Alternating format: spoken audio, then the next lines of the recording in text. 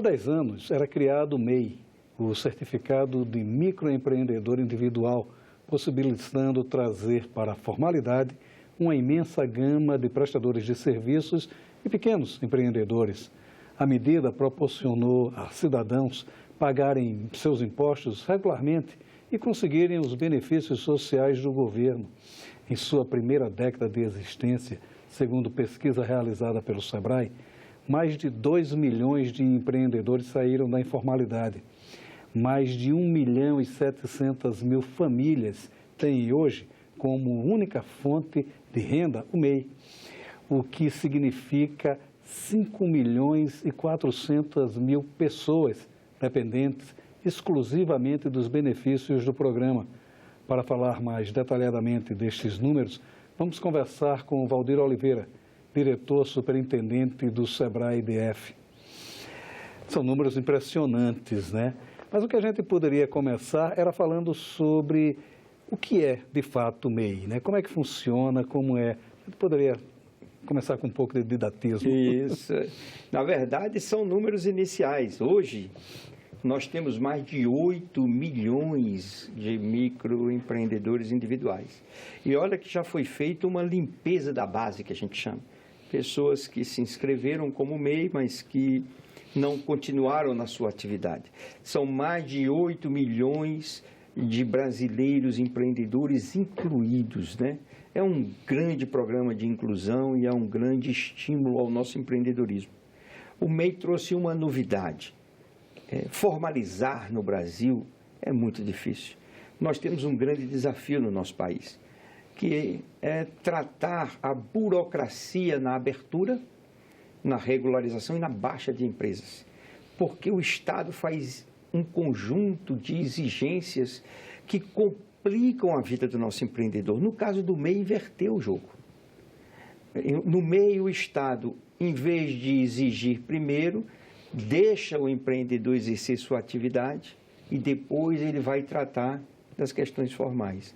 Por isso que com essa agilidade ele trouxe para a inclusão mais de 8 milhões de brasileiros, e eu não tenho dúvida que vai crescer de forma exponencial essa oportunidade. O MEI é seguramente um grande exemplo e referência para o mundo de inclusão do empreendedorismo. O Brasil está dando um grande exemplo para o mundo e a gente espera, agora, com a sanção da Lei da Liberdade Econômica, que a gente possa expandir essa desburocratização para outras atividades e para outros modelos de empresa, para que a gente possa ter esse case de sucesso de regularização, de inclusão, porque o Estado precisa facilitar a vida do empreendedor e não atrapalhar. O senhor fala exatamente isso, né? Como é que o processo exatamente se inverte? O empreendedor começa agindo só para depois o Estado ter uma certa... Como é que ocorre esse processo? No portal do empreendedor.gov.br, em 15 minutos, o empreendedor respondendo a questões simples, objetivas, ele é totalmente declaratório, ele já sai com o CNPJ dele. Essa é a grande ação. Primeiro, no caso do MEI, primeiro o Estado deixa o empreendedor trabalhar. Depois, ele com o tempo vai tratar das regularizações. Porque o que a gente precisa é partir para acreditar na palavra do empreendedor. Infelizmente, no Brasil, as pessoas, nós, ao longo do tempo, fomos desacreditando de tudo. E fomos, com isso, trazendo exigências enormes para que as pessoas provem o que estão dizendo. E para empreender, isso é muito difícil. Porque quando você tem uma ideia de um negócio, ela acontece de forma rápida, ágil, porque o mercado é assim, e o empreendedor precisa responder assim. O Estado, que é responsável por organizar esse ambiente empreendedor, precisa acompanhar essa agilidade. Se você leva meses e às vezes anos para poder formalizar e abrir uma empresa, aquela ideia já passou, ele já está com outra. Aquela oportunidade de negócio que bateu a porta dele já foi embora. Então, com esta burocracia, o Estado atrapalha o empreendedorismo. A gente precisa, ao contrário, estimular, acompanhar o empreendedor na necessidade e na agilidade dele. Então, no caso do MEI especificamente, é muito simples. Ele entra no portal do empreendedor.gov.br e responde a quesitos fáceis, simples, autodeclaratório, ele é quem está dizendo, a gente passa parte que o Estado está acreditando nele. Quando ele der o enter final, ele já sai com o CNPJ, ele já pode ir lá se preparar para emitir a nota dele, nota fiscal. Há um certo receio, né, de que ele, conseguindo o CNPJ, se formalizando, ele pagaria mais imposto, ele estaria sujeito a mais cobrança dos estados, né? Até que ponto isso é verdade e quais são as verdadeiras vantagens do MEI? Isso é outra grande coisa boa nesse processo de inclusão. No caso dos impostos federais, o que ele paga por mês é isento. Ele vai recolher um pequeno percentual de 1% no caso de comércio e 5% no caso de serviço, o Estado, mas também que é irrisório. O que ele paga, praticamente 100% do que ele paga, é a proteção beneficiária dele, que gira um pouco mais de R$50 por mês. Com esse pouco mais de R$50 por mês, ele garante uma proteção beneficiária que, caso ele fique doente, protege a família. Um empreendedor é aquele que corre atrás, se vira e sobrevive da sua atividade. Se ele parar de trabalhar, quem vai sustentar a família dele? E agora a Previdência pode fazer isso, ele mantendo as contribuições dele em dia.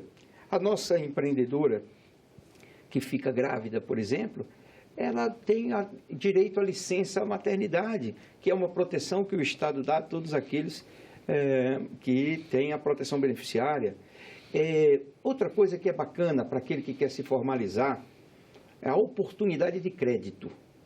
Porque quando você é informal, quando você não tem um CNPJ, os bancos te enxergam como pessoa física, os créditos são mais elevados em termos de juros e as condições não são apropriadas para produzir.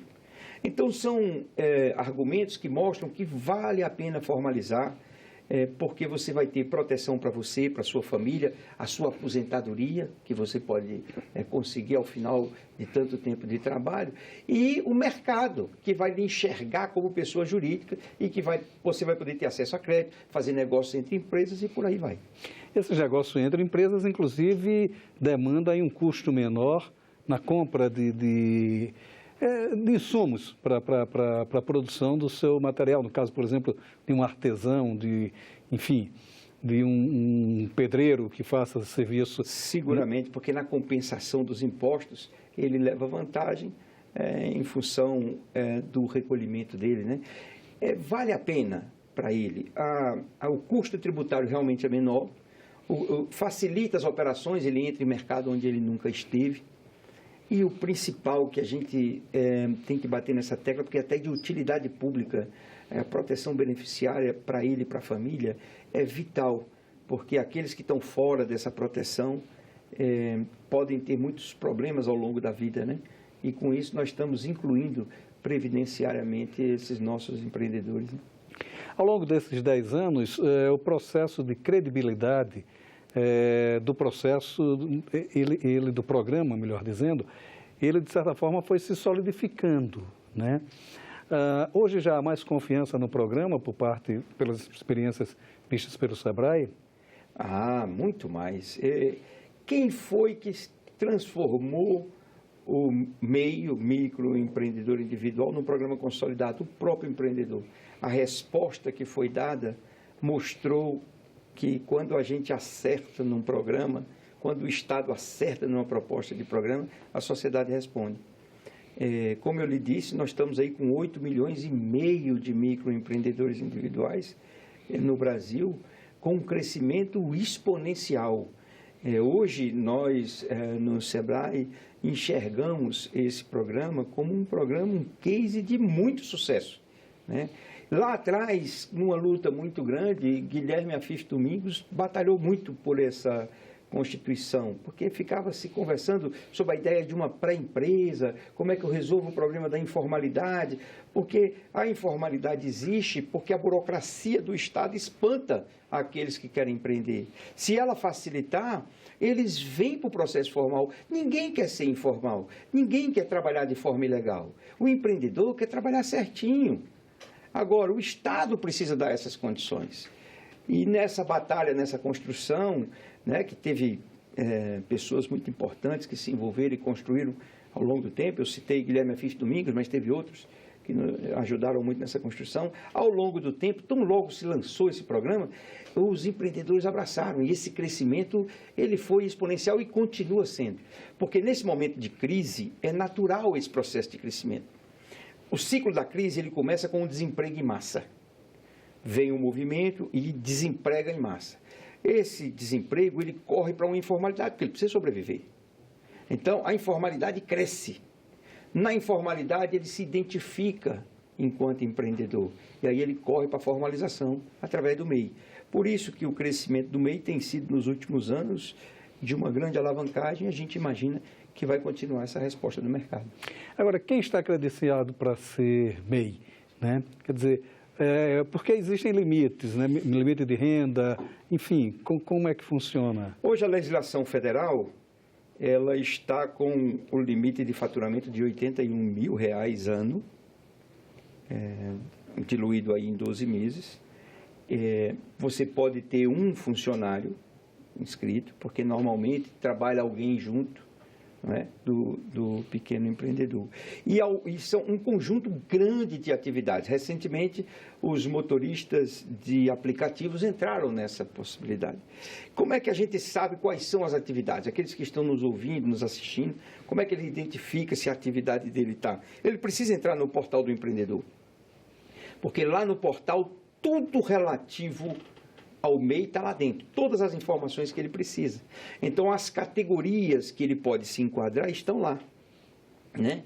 Os boletos que ele emite para fazer a contribuição dele, que é praticamente previdenciária, também ele pode emitir através do portal, o mesmo portal que ele se inscreveu e conseguiu o CNPJ. Então, aqueles que estão querendo tirar uma dúvida de saber se enquadram ou não se enquadram, o caminho é o portal do empreendedor. Se tiverem dificuldades, se continuarem com dificuldades, é procurar o SEBRAE no seu estado, né? Nós temos uma central, 0800 570 0800, que serve para qualquer SEBRAE, que você pode fazer um contato, 0800 570 0800, é gratuito, e você pode tirar uma dúvida com o SEBRAE do seu estado. Mas através do portal você consegue resolver esse problema, com certeza. E o SEBRAE também oferece cursos e outros sistemas de apoio a esses microempreendedores. Como é que funciona também essa função do SEBRAE? É muito importante que o empreendedor ele se prepare, independente do tamanho dele, mas que ele se prepare capacitando, se preparando para gerir o negócio. Porque muitas vezes um negócio, por menorzinho que ele seja, ele exige certas atitudes, né, certos conhecimentos, conteúdo, comportamento, que vão ser importantes para o seu processo de gestão. No caso do microempreendedor individual, o grande recado que a gente dá nesse processo de capacitação, nesse processo de preparação para que ele seja o empresário, dono do seu próprio negócio, ele tem que fazer um básico de gestão, aprender a separar o dinheiro dele do dinheiro da empresa. Sabe qual é uma grande dificuldade que os nossos empreendedores têm em todo o canto do Brasil? É essa mistura, porque a lógica e a dinâmica deles, do dia a dia, acaba sendo diferente de uma empresa de porte maior, que tem uma dinâmica organizacional diferente da dele. Eu vou te dar um exemplo. O eletricista, que se inscreve como MEI, ele faz trabalhos conforme demanda, muitos sazonais. Se você perguntar ele quanto tu ganha por mês, é capaz dele não saber. Ele sabe naquele dia quanto ele ganhou. Então, é comum ele prestar um serviço, receber por aquele serviço, sair dali para ir para casa e fazer gastos pessoais dele, da família, com aquele dinheiro. Ao longo do tempo, ele não tem ideia de quanto ele ganhou. Ele não sabe o que é o dinheiro dele e o dinheiro da empresa. E muitas vezes ele precisa reinvestir na empresa. Reinvestir como? Às vezes comprando ferramenta, às vezes até comprando um carro mais adequado. E todo esse planejamento que a gente faz para pequenas, médias e grandes empresas serve para ele também. Mas o básico que ele precisa é separar o que é dinheiro dele do que é dinheiro do negócio, para que ele possa começar a entender e projetar o futuro da empresa dele. O que falta, então, digamos, porque há aquele mito de que as empresas vão à falência com muita frequência. No caso do MEI também há uma desistência do coisa com muita frequência. O que falta, então, é uma educação financeira. E de que forma o SEBRAE pode ajudar? Com grades de cursos, com orientações empresariais. A mortalidade das nossas pequenas empresas, né, que você acabou de se referir, e o MEI entra aí também, acaba sendo muito pelo seu processo de gestão. Se você perguntar hoje a um empreendedor qual é a maior dificuldade que ele tem, qual é a dificuldade que você tem para tocar o seu negócio, ele vai te apontar duas. Ele vai sempre dizer, paga muito imposto, e paga mesmo, e ele não tem acesso a crédito, e não tem mesmo. Mas ele está esquecendo de um ponto importante que ele acaba não enxergando, porque ele está no dia a dia, que é não estar preparado para gerir o seu próprio negócio. Essa é a grande dificuldade que ele tem, mas o pior, ele não consegue enxergar essa dificuldade. Se nós fizermos hoje um grande levantamento para os microempreendedores individuais em cada estado, nós vamos ficar assustados com um percentual que não sabe quanto fatura por mês. Se você visitar um MEI que você conheça e você perguntar a ele, é capaz dele te dizer, não sei quanto eu ganho por mês. E isso é o básico para que ele possa se organizar em termos de finanças, em termos de gestão de caixa, e que possa fazer com isso planejamentos para saber o negócio dele está dando certo. Então, ele às vezes reclama, mas, puxa, eu trabalho tanto e o que eu ganho não dá para viver por mês, porque eu estou afundando. É claro, é porque ele tem um negócio que pode dar a ele 5 mil por mês e ele está querendo tirar 20. Só que ele não sabe, porque ele mistura as contas. Então, esses empreendedores podem se preparar e se preparar bem neste processo com o SEBRAE. Cada um procura o SEBRAE do seu estado. Lá tem processos de capacitação, lá tem processos de orientação empresarial, até com relação às questões burocráticas e formais que ele precisa. O SEBRAE dos nossos estados, o sistema SEBRAE, é a casa do empreendedor brasileiro. Ele pode ir lá que nós estamos preparados para receber e dar a ele as orientações que ele precisa. Há um fato muito curioso com relação a essa questão do empreendedorismo, que é a valorização do seu trabalho. Quanto eu devo cobrar pelo meu trabalho? Que é uma dificuldade muito grande, né? Ele às vezes, não foi educado, né? Foi educado até para fazer o trabalho, mas não para saber cobrar sobre esse trabalho. Como é que se resolve isso? Com um curso chamado Formação de Preço. Nós temos, como eu lhe disse, uma grade de cursos que abrange conjuntos dos mais variados. Até, por exemplo, manipulação de alimentos para aqueles que querem vender fora. Mas você tem razão. Uma grande dificuldade é a compreensão da formação de preço. Porque essa formação de preço é que vai fazer com que você consiga cobrar aquilo que é o justo e o sustentável para o seu negócio. E quando você não faz isso de forma adequada, você acaba aumentando o rombo sem saber. Por exemplo, se você não sabe definir o custo, o tributo e quanto você vai ganhar, você não consegue fazer uma cobrança que aquilo torne sustentável o seu negócio. Então, às vezes, você está tendo prejuízo e não sabe. E você investe e vende mais, você está aumentando o rombo do seu negócio e não sabe. Por isso que a formação de preço, ela é muito importante. Olhar para dentro da empresa e do negócio, pensar no custo da sua empresa é fundamental, principalmente nesse momento de crise.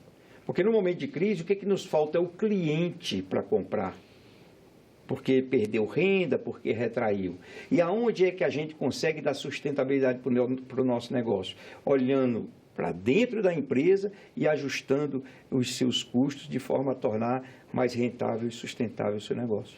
Esses cursos do SEBRAE, os cursos do SEBRAE são muito conhecidos, são muito divulgados, Como é o acesso a esses cursos? Porque tem curso gratuito, são pagos, como é que é feito esse acesso? Nós temos parte que são gratuitos e parte que são subsidiados. A atuação do SEBRAE, ela é assim, ela, na verdade, é uma grande ação de subsídio. Significa que você, em alguns produtos de consultoria ou de capacitação, você paga uma parte e em determinados, principalmente capacitação para mês e tal, e aquilo é de forma gratuita que o SEBRAE oferece. Por que o pagamento, né? Porque ele faz parte da formação empreendedora. Quando nós estamos trabalhando com o negócio, nós precisamos afastar o assistencialismo. Para que um bom empreendedor consiga ter compreensão do valor do seu negócio, ele precisa dar valor àquilo que está envolvido no negócio dele. Então, essa participação de forma subsidiada, ele paga valores menores, mas essa participação, ela acaba ajudando na formação empreendedora. Às vezes a pessoa, tinha que ser tudo de graça. E não, as coisas quando são totalmente de graça, elas são uma deformação empreendedora. Nós não estamos tratando de políticas assistencialistas, é diferente. Isso tem que ter, né, políticas sociais compensatórias e por aí vai. A gente sabe que o resgate social ele precisa ser feito num escopo muito maior. Nós estamos falando de empreendedorismo.